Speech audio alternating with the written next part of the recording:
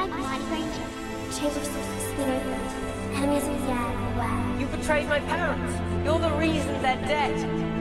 He's mad. Voldemort's mad. She killed you. You know the smell, Harry. I must be the one to kill Harry.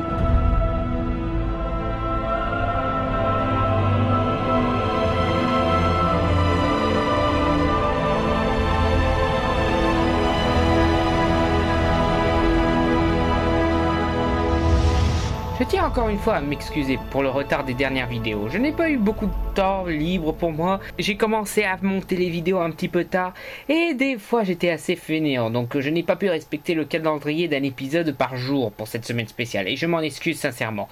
Enfin, contrairement à la semaine Shyamalan où j'ai respecté la programmation mais tardé pour voir le film pour lequel j'avais fait cette semaine spéciale, là j'ai tardé pour la programmation et vu le film pour lequel a été fait cette semaine spéciale en avant-première. Donc, voici mon petit compte-rendu. Comme vous l'avez remarqué, cet épisode est en 3D. Et la 3D de ce film est... complètement inutile. J'ai vu beaucoup de films en 3D pour comprendre que les films ont deux problèmes qui gâchent la 3D. Dans un cas, le relief se fait dans le mauvais sens, donnant de la profondeur, mais n'apportant rien d'autre d'extraordinaire, alors que la 3D a pour but de nous plonger dans le film. Alors autant que l'image sorte de l'écran au lieu de s'y enfoncer encore plus. Dans ce cas-là, ma meilleure expérience 3D fut une pub Haribo avant la séance, où justement on nous balançait des trucs dans la figure. Et l'autre cas, c'est clairement quand le film n'est pas filmé en 3D avec la fameuse caméra de James Cameron, que donc la 3D n'apporte qu'une paire de lunettes sur le nez et un manque de clarté dans les mouvements de caméra. Aussi, petite déception, les Américains, quand ils sont allés voir le dernier Harry Potter, ils ont eu droit en avant-première à la bonne annonce de The Dark Knight Rises. Pourquoi nous on n'y a pas droit, nom de Dieu? Je l'ai rendu aussi fan de The Dark Knight, c'est aussi chez nous qu'il a eu du succès. Ah d'ailleurs j'ai pu voir cette bande-annonce et ça a l'air génial.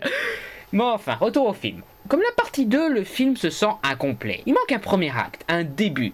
Ici on nous remet au milieu du deuxième acte, là où on était parti quoi. Ils ont bien mis la scène où Voldemort prend la baguette de Dumbledore pour faire genre précisément dans Harry Potter. Et une très belle scène d'intro avec Poudlard, Rogue Directeur, ce qui fait un joli premier acte artificiel, qui ne fait même pas une minute d'ailleurs. Le reste du film est excellent. Cet épisode est largement meilleur que la première partie, et je crois que je l'ai plus aimé que l'Ordre du Phénix, probablement parce que c'est la partie la plus intéressante et intense de l'histoire. Beaucoup d'éléments comptent sur la première partie, et je trouve que ça en dépend trop, hélas. Alors, ça dépend trop sur le fait qu'il faut voir les précédents films. Par exemple, dans la partie 1, il y a une petite scène que je trouvais bizarre où la caméra se focalisait sur un cheveu qui tombait sur Hermione, sans évoquer après ou qu'est-ce que c'était après. Jusqu'à la partie 2 où on voit qu'Hermione a gardé le cheveu pour faire du polynectar et prendre l'apparence de Bellatrix. D'un côté, l'histoire de la partie 1 souffre d'une scène incompréhensible et de l'autre, la partie 2 souffre d'un élément scénaristique sorti un peu nulle part. En même temps, je reconnais qu'il faut être con pour commencer à cet épisode, mais ça se sent incomplet, voilà. Alors que jusque-là, chaque film du 1 aussi se sentait complet. À la limite, à l'exception de la coupe de feu pour avoir enlevé les scènes de compétition, mais ça c'est autre chose. Même celui qu'on critique le plus, à savoir le prince de sang mêlé, se sentait complet, racontait tout ce qu'il avait raconté avec un épilogue comme il faut.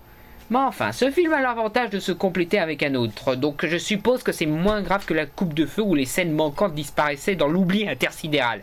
Mais enfin bref, le film est un enchaînement de scènes cool, comme la confrontation finale et la scène du dragon. Oui, il y a un dragon et celui-là n'est pas nul, par contre j'ai lu comme quoi il était aveugle celui-là. C'est pas triste ça, un dragon aveugle est meilleur que les dragons de films de ces 10 dernières années. Et des scènes d'émotion plus fortes que tous les autres épisodes. Comme la scène où les sorciers mettent en place un bouclier autour de Poudlard, magnifique, ainsi que la scène où le trio traverse le champ de bataille, où Harry découvre le secret de sa cicatrice, et la scène de la pierre de résurrection. Toutes magnifiques. C'est peut-être même les scènes les plus émotionnelles de toute la saga. La bataille de Poudlard n'est pas un simple feu d'artifice, heureusement, c'est un apocalypse tragique. On ne vous montre pas Poudlard en flammes avec une musique épique et cool, genre youhou, c'est génial, mais avec une musique à la limite triste, faisant de magnifiques scènes, genre qu'est-ce qu'on a fait pour en arriver là? Comment le mal a fini par réussir à faire ça? L'émotion de ce style englobe une bonne moitié du film, et ça me fait vraiment plaisir.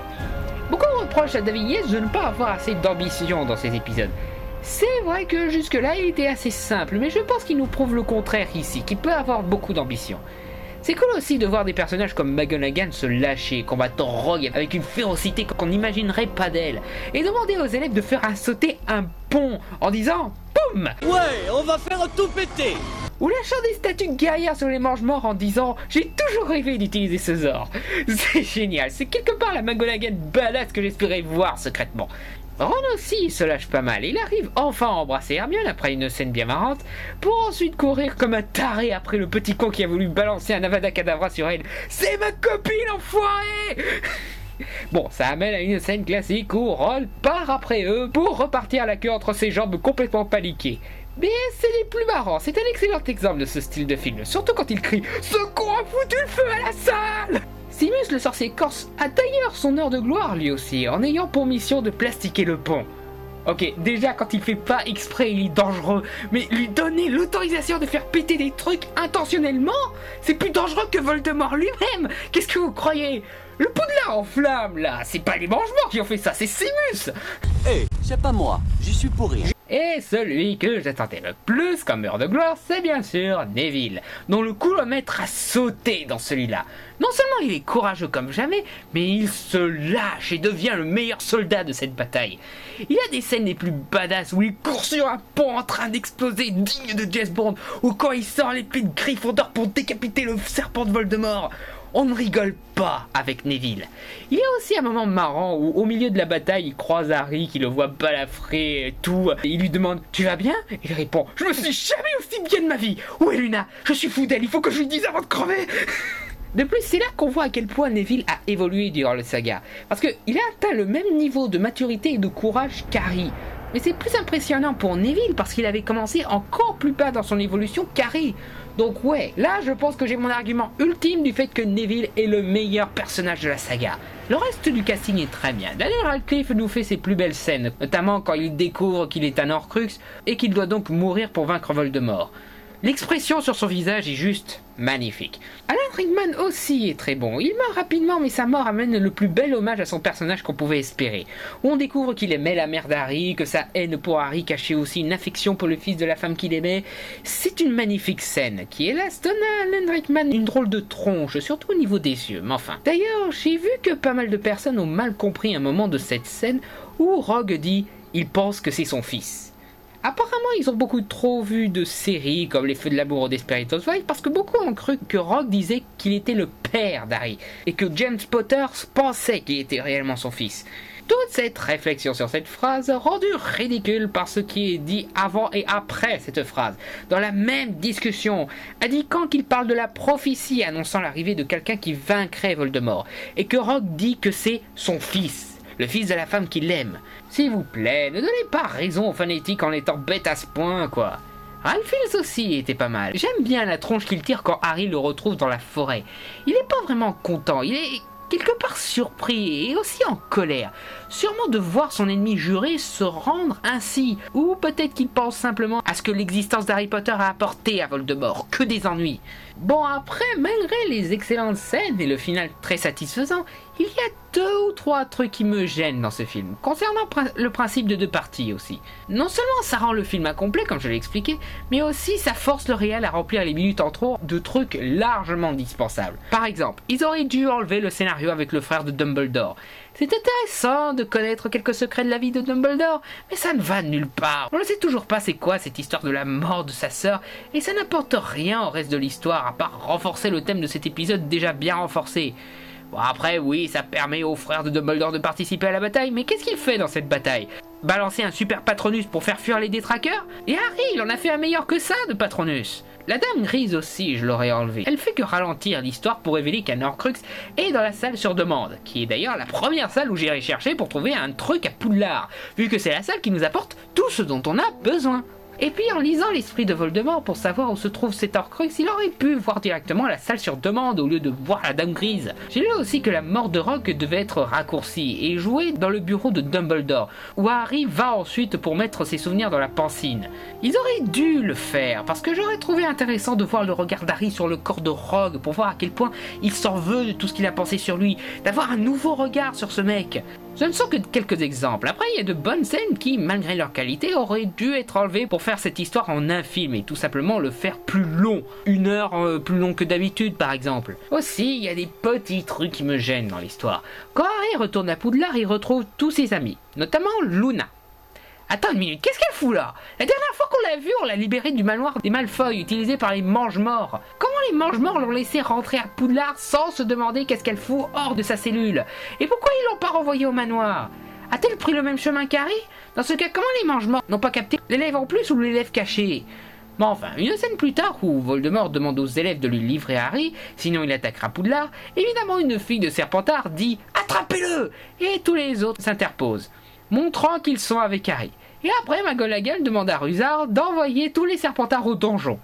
Ok, ce n'est pas parce qu'une pute de Serpentard se met du côté de Voldemort que tout le monde le fera. Un ou deux Serpentards pourraient vouloir aider Harry. Donc les profs sont tout à fait conscients que la maison de Serpentard est une maison de futurs mange-morts. Donc pourquoi laisser la maison en route s'ils pensent qu'ils seront tous méchants à la fin? Ensuite, dans les souvenirs de Rogue, on arrive à la nuit où il trahit Voldemort pour aider Dumbledore en échange de la protection de la mère d'Harry.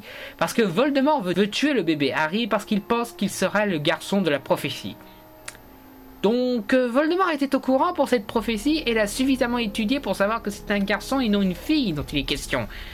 Donc pourquoi cherche-t-il à s'emparer de la prophétie dans l'ordre du Phénix? Il me semble qu'il est déjà bien informé pour cette information. Dans la scène de la pierre de résurrection, Harry demande au fantôme de Rémus ce qu'il adviendra de son fils. Attends, Rémus a un fils? Il est né, ça y est? Comment Harry sait que c'est un garçon? Il l'a pas vu de l'année, il l'a croisé que pour la bataille. Plus tard, Harry rejoint Voldemort, où Hagrid, enchaîné, lui crie « Qu'est-ce que tu fais là ?»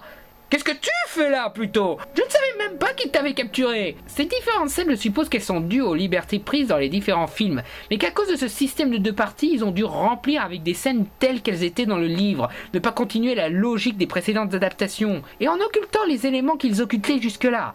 En faisant ça, je suppose qu'il n'aurait plus assez pour 2 films de 2 heures, amenant donc à des changements embrouillants dans ce genre, et des éléments non introduits qui débarquent un petit peu de nulle part, comme le miroir d'Harry. Donc encore une fois, c'est de la faute de ce putain de système de 2 parties et de ces connards de fanatiques qui nous faisaient chier pour qu'on mette des scènes qui auraient dû rester dans le livre. Après, il y a la discussion entre Voldemort et Rogue, qui tourne un chouïa en rond. À qui appartient la baguette? À vous, maître. Vraiment? Oui. Mais à qui est-elle vraiment, cette baguette? Mais à vous, maître. Oh, vraiment? Oui. Tu en es sûr? Oui, elle est à vous. Mais est-elle ta gueule? Aussi, durant le combat final contre Voldemort, il y a un moment où il transplane, où on voit les Harry et Voldemort distordus se battre. Ce qui donne à un moment une image zarbe mais cool quand leurs 2 visages fusionnent. Et en parallèle, la fumée noire de leur transplanage, les montrant foncer dans les murs et voler dans les toits.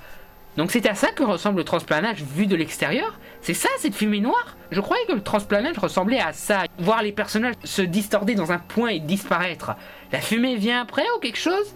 Mais enfin, après un magnifique final et la mort de Voldemort, tout le monde se réjouit de la victoire. Mais d'une façon que je trouve un petit peu trop calme. Je suppose qu'après ce genre de truc, ce serait aussi silencieux et calme. Mais merde, on a tué Voldemort et sauvé le monde! Sortez le champagne! Dansez autour de l'emplacement de sa mort en chantant « Ce n'est qu'un va te faire foutre !» Je sais pas moi, le roi a eu plus de morts que vous et pourtant ils ont fait une bonne fête après la bataille du gouffre de Helm.